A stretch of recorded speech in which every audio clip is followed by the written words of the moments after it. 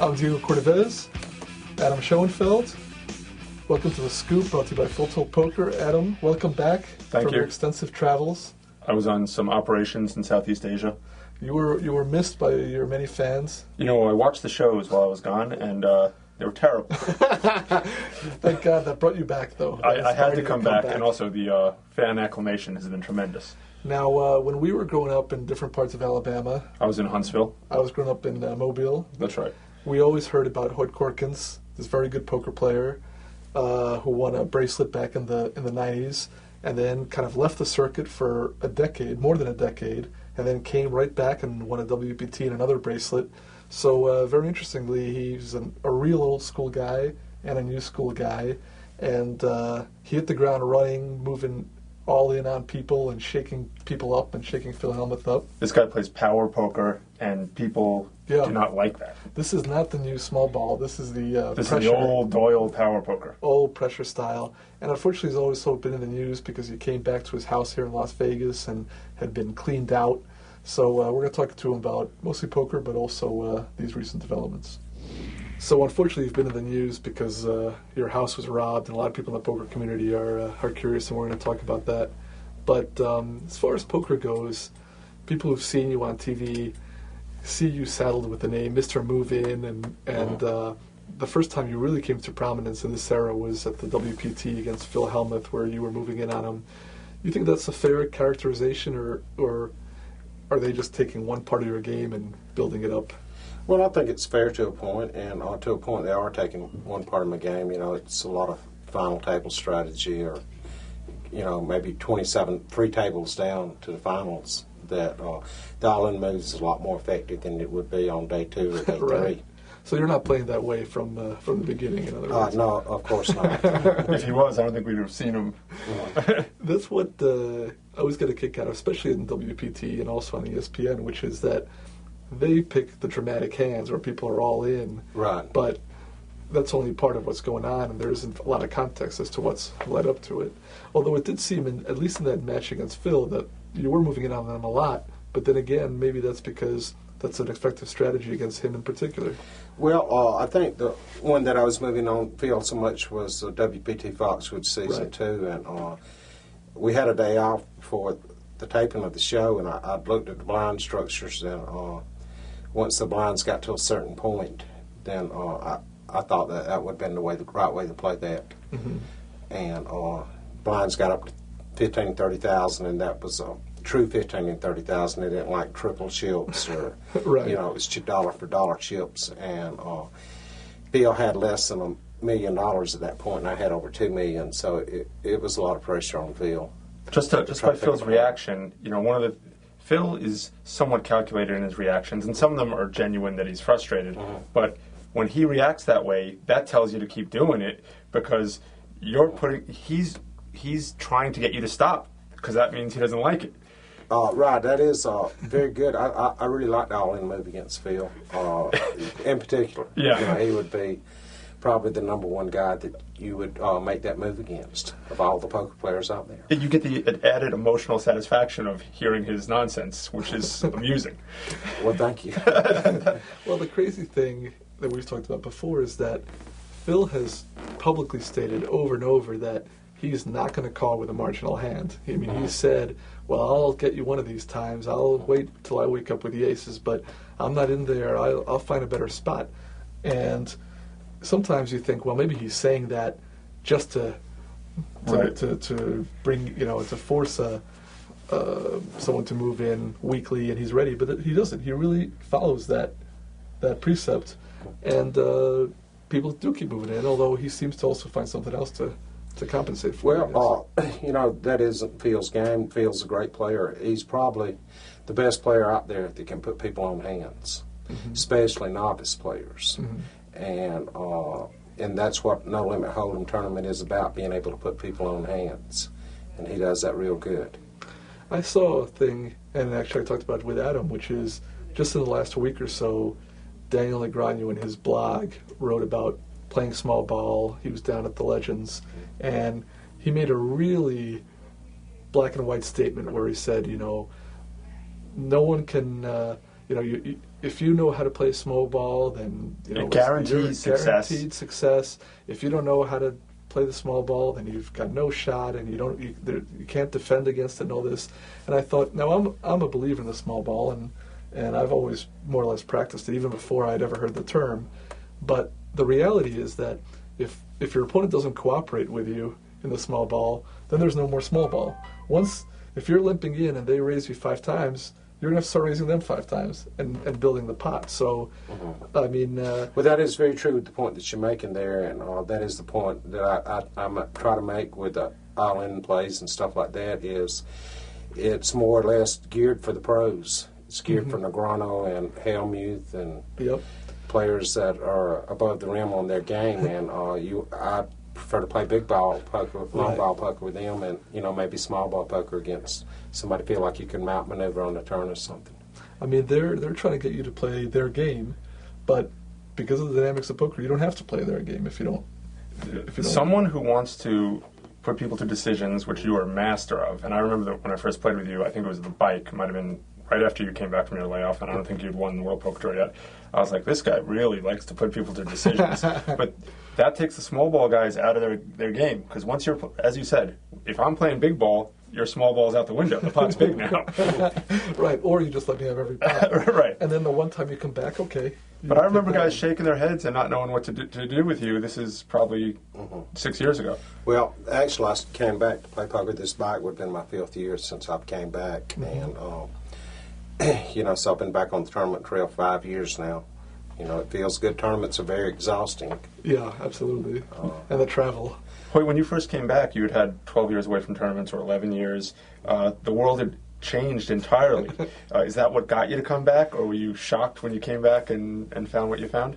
Well, I came back. I always felt like I could play. Just went through some things in my life, kept me away from the game for a while. I've been a professional all my life since I was 18, and I was very confident about coming back.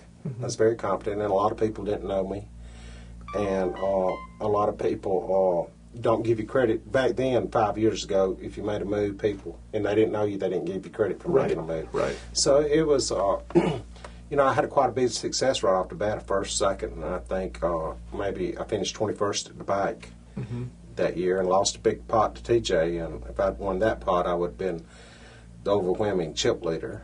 And I do that. I do take a chance on winning the big pot, even if I have the worst hand. Right. The key to tournaments. A lot of pros won't do that. No, a lot, especially now, because a lot of guys do play what they call small ball, and that can be successwul. But if you're willing to gamble in the key spot, you'll be out, or you'll be crippled, or you'll win the tournament in many cases. You've won a bracelet in No Limit Hold'em and Pot Limit Omaha, and then when I've talked to a bunch of guys about the fact that online, a lot of the No Limit games have dried up, and Pot Limit Omaha has really become popular for a lot of the obvious reasons.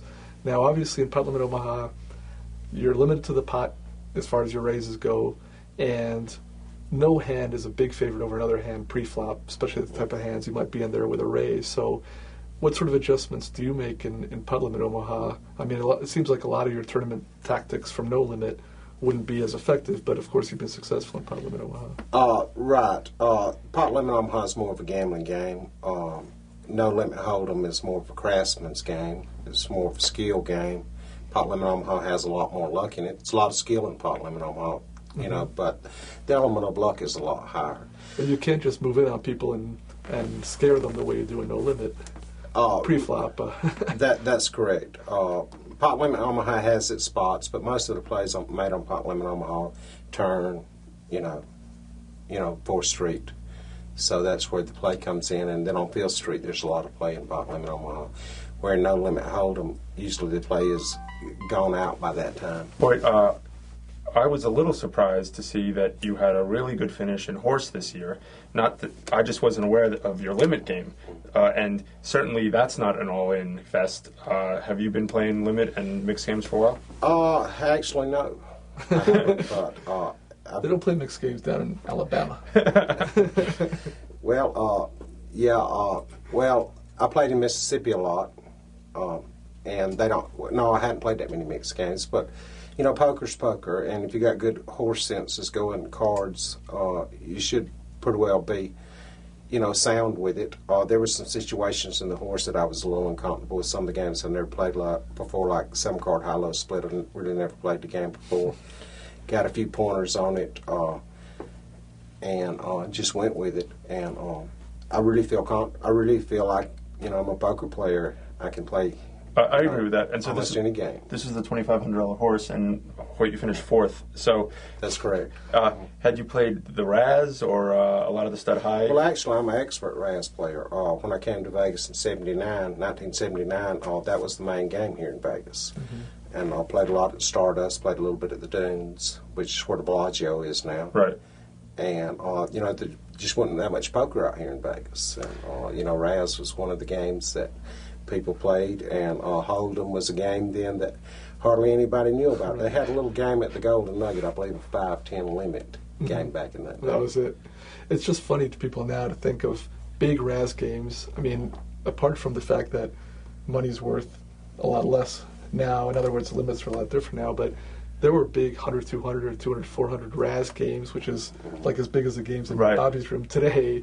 And Razz seems to have a reputation as just kind of a card-catching game, a luck game without a lot of nuance to it. But the Razz is a game that is looked down by a lot of professionals, but there is a lot of skill in Razz to a point. It doesn't have as many variables as Stud does, but aside from the fact that Razz really punishes someone who's on tilt or someone who doesn't have good control, what are some of the elements that really distinguish a good Razz player from a great Razz player from a big winning Razz player? Well, knowing the value of the hand, and if your up cards are paired up, or stuff like that, and there's a lot of reads in Razz. If a guy catches a card, and if it pairs them, if it don't pair him, so there's a place for reads there, and but Razz does have a high element of luck to it. In the short term, absolutely. A guy that's just picked it up in 3 months could win the tournament. Very easily. Yeah, I mean, I've found that Razz, and I'd seen it on TV, and I heard Howard Lederer saying it's like hell and the most frustrating, and now I know why, because I've started playing horse as well. And Diego and I always talk, and we look forward to the Razz rounds because we think you can really make a good move there, especially against novices, but it's super frustrating when you start with 4 good cards and then the bricks start coming. You really have to control yourself. Well, that's true, but you got to control yourself in all games, and the turn card can make a big difference in Hold'em, and you just got to adjust yourself to each street. You're in one position. When the cards come out again, you're going to be in a totally different position, maybe stronger, maybe weaker, and you just have to go with the position you're at that particular point in the hand. I mean, Adam touched on the fact that you were away from the, not the game, but certainly from the Las Vegas scene and the tournament scene for over a decade. What were the really big changes, apart from just the changes in terms of the players and the stakes and all that, but just in terms of playing style, and what sort of adjustments did you have to make to your game, if any, when you came back? When I first come back, it was it sort of had the old style flavor to it. People were playing fairly conservative, but that quickly changed. It was back in '03, and people started playing more aggressive, gambling more, and so to be able to play tight. Back in the old days, you could play tight, get a solid reputation, and when you make a move, it worked. But it's not always the case now. People are looking, and if you hadn't played in a hand in an hour, they think, well, this guy's trying to make a move. He's desperate. Right. Or they're not paying attention to begin with. Do you find now that with some of the younger kids coming from the internet that they're even more aggressive than you are at the spots? Right. I do believe that makes better poker players out of people, and they are more aggressive, and there's just not as much room as there was 5 years ago, where your chances of making the final table, I believe, are slimmer now than they were. Do you find that because you've had a lot of success on TV that people now either know your game or think they know your game, and you have to adjust to their adjustments? Well, somewhat. I think it's really been a benefit for me on day one of the tournaments. People think, you're trying to make a move or something and try to push them out of the pot. And in reality, you're just waiting on a good hand. Mm-hmm. And you're getting calls that otherwise you'd never imagine. It gives you opportunity. It hurts a little bit in the middle of the rounds when you're under 40 times the big blind, and you're going ante off a third of your stack per level, Right. and it just sometimes you need to make a move there, and it's tougher because people will call you quicker. Hoyt, you had a good run in the main event this year. You finished in the hundreds, or I finished 162nd in the main. that's a nice run. Me and Gus and Chip Jet went out, bam, bam, bam. What were your impressions of the main event? Of course, you got to love the main event. It's a poker player's paradise. A lot of weak players. Yeah. But I was thinking in terms of the main event, to what we were talking about before, is like a small ball player's paradise, because you get a lot of chips and you get a lot of weak players who aren't going to challenge your small ball tactics, and you get a lot of information from them with small bets and small raises. It seems like the main event would be really kind of a dangerous environment for your game, where people are willing to get in there sometimes with hands that you wouldn't put them on, or do you have to make an adjustment for that tournament in particular, or? Definitely you would want to play more small ball in the main event than you would other events that had a higher caliber. Players like the WPT Championship would be one that you would want to play bigger ball in that, because the players are better. Right, they're willing to lay down. Here you don't have as many Phil Hellmuths, who are fine with making a big laydown. It was funny in the main event this year. I didn't face a really tough decision where someone put me to a decision until day 4, when we were already in the money. We're down to 400 people or so. Was your ride sort of smooth, or were you up and down? It was fairly smooth to a point. I could have put myself in better positions. I could have played a couple of hands better and maybe had more chips. Going into day 5, I think, when I got knocked out. You got to love the main event. It really is a good value. It's great It's the value. dream for all poker players, no doubt. Yeah, poker players can adjust, and Daniel Negreanu or Phil Hellmuth, might not want to play big ball, but they'll play big ball in right spots. One other characteristic about you that I've seen from TV is that you usually have your earplugs in your ears, and presumably to shut out all the chatter and all the inanity that takes place at the poker table. It's always seemed to me, even though I'm not someone who engages in a lot of table talk, that it's such a disadvantage not to hear what people are saying or what's going on. Not only when the hand's going on, but even between hands. Sometimes from chatter you pick up on what people's moods are, or who they are if you don't know who they are. Has that proved to be an advantage or disadvantage, or what's your thinking on it? As poker's went on these last 5 years, it's got louder. And that's one reason why I wear the earplugs, is because you got a lot of celebration, a lot of hollering. And, I don't know, just wearing earplugs helps me zone into the game.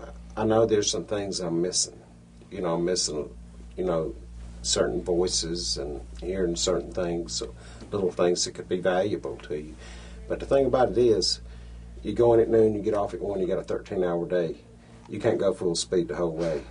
And if you can't keep getting up the next day and doing it. And tournaments are very grueling, very exhausting, and it's a marathon. You've got to take something off. You can't start off in a sprint.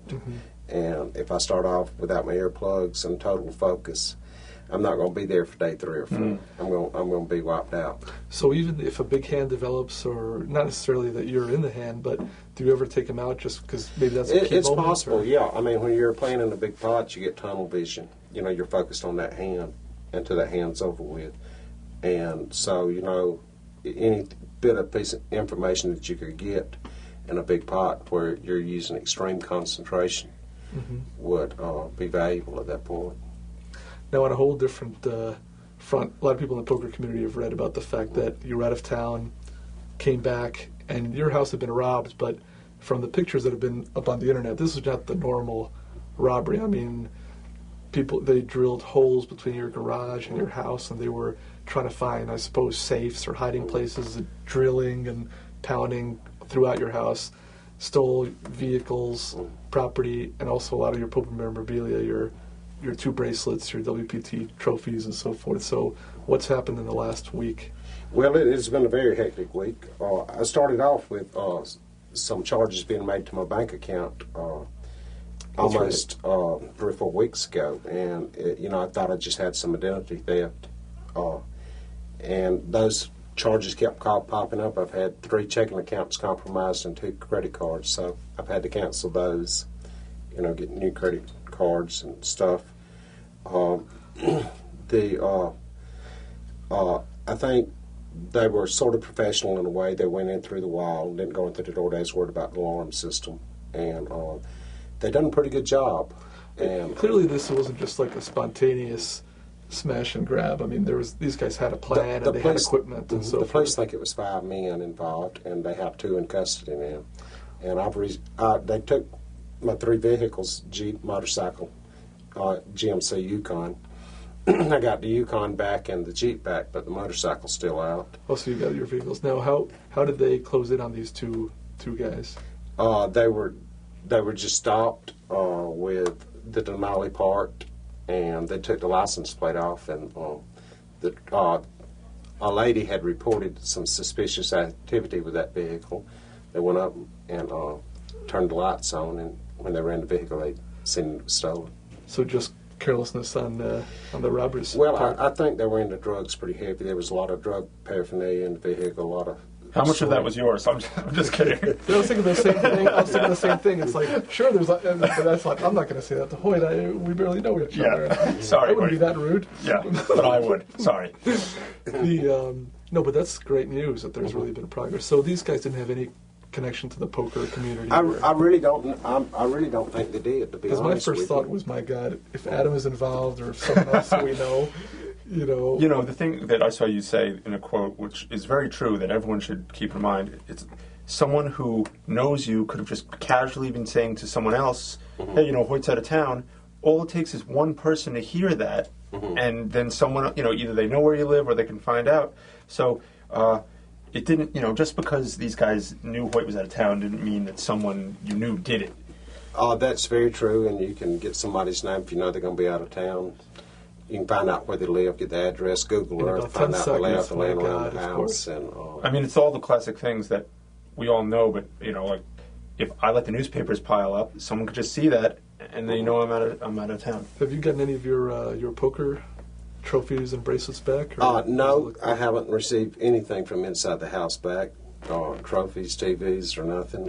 Just the Jeep and the Denali. But if they get these 2 guys, it'll be no time before they turn on the other 3, and presumably things will shake out. Well, hopefully the police are doing a good job. Hopefully they'll be able to get to the bottom of it.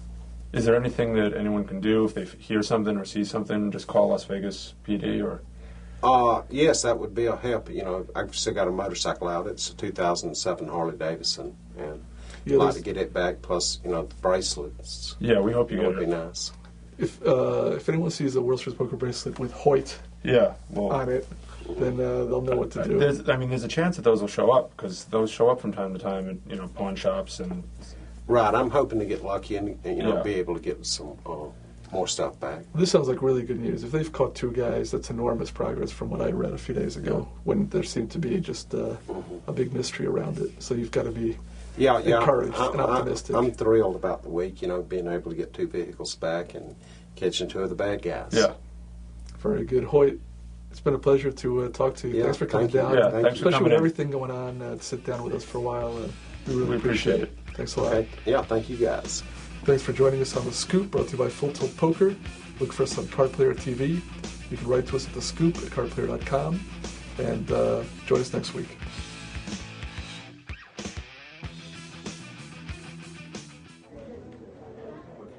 Two bracelets. Awesome. Well, these aren't easy to win. I remember this one like it was yesterday. My opponent had me down to my last. Sorry. Anyway, it's down to my last few chips. So I had to call. We play at FullTiltPoker.com.